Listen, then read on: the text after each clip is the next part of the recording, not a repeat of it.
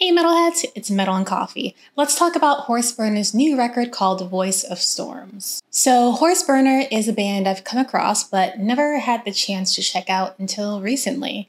They are a four-piece stoner metal band from West Virginia that's been around since 2009. They've released 4 full-length albums so far. The first one is called Dirt City. The second one is called Dead Seats Barren Soil, which came out in 2016. Their third record, The Thief, from 2019, is when the buzz around them picked up, and I was hearing things like, they sound like Mastodon, or they sound like Baroness, 2 bands that I absolutely adore, by the way. And now here we are at their latest release, Voice of Storms, and I finally listened to them. The first track, Summer's Bride, is a prelude, and it's a great build-up to what's to come. It has this mysterious guitar melody, and the vocal delivery is initially low-key, but you get a taste of what's to come fairly quickly. I also really like how the echoey and dreamy spoken word in the background elevates the atmosphere. The next track, The Gift, is where I instantly was like, yeah, there's the Baroness comparisons. It's also the first single they released from this record. But it's not that they sound like Baroness, it's that it's so obvious that they're from the South. Baroness, Kalesa, Mastodon tend to use similar dirty tones in production, and they're all from Georgia.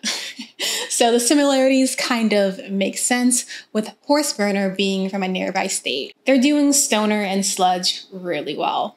In terms of lyrics though, they do a great job of storytelling, and it seems like there's a main character that is trying to interpret their purpose. Heaven's Eye comes up next, and it showcases how, regardless of whatever label you put on them, Horseburner ultimately creates catchy and riff-heavy rock and roll. The groove is incredibly fun and will definitely have you headbanging along with a little stink face. Their strength in vocal harmony also stands out in this track. I feel like that's also a southern rock and metal thing, but I could be wrong. The next track, The Fawn, is a departure from their usually high energy and grimy sound, and it showcases a softer side of Horseburner. The focus is completely on the intricate acoustic guitar work, especially with the absence of a drum riff. It's also at this point that I suspected that this is a concept album, because there are common lyrical themes of dreaming, finding your path, and spiritual guidance as some sort of enlightenment or purpose. Hidden Bridges, the next track, is their second single from the record, and it shows a more progressive side, with the track being close to 8 minutes long.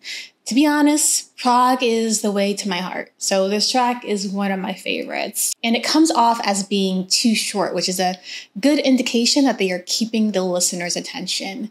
It also has this guitar solo that I can't help but hum randomly throughout the day. Palisades comes up next, and it's a really fun track because it bounces between a 90s post-hardcore vibe and a stoner vibe.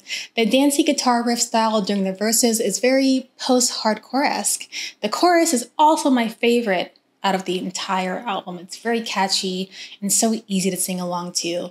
I'm getting a sense that they double-track their vocals as well, which adds to its boisterous quality. The next track, Diana, is another highlight of Horseburner's prog potential.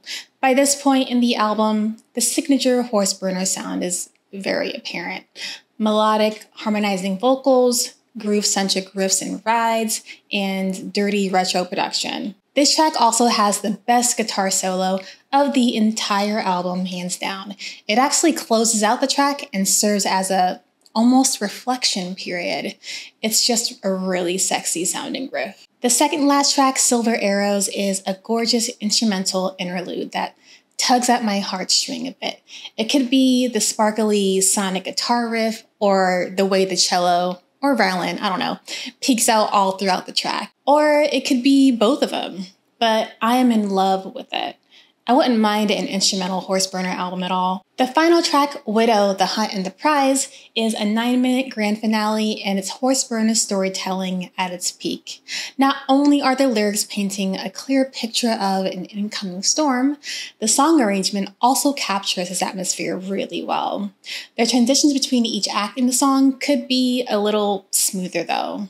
Throughout the lyrics, there's a good number of call-outs to earlier track names and the final lyric reads, "A voice of storms unleashed," which is a call out to the album title, Voice of Storms.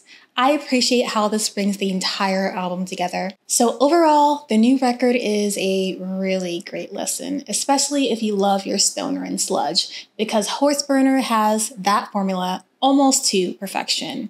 The longer tracks on the record don't seem long at all, which is a compliment. The riffs and the grooves are pretty memorable, and I love how the lyrics reveal that this is a concept album. I don't have a lot to complain about, but I'm not sure if their originality factor is up there. There weren't any out of this world moments where I thought they were doing something that's never been done before. With that said, I'm going to give this album an 8 out of 10. Let me know what your thoughts are and which album I should review next in the comments.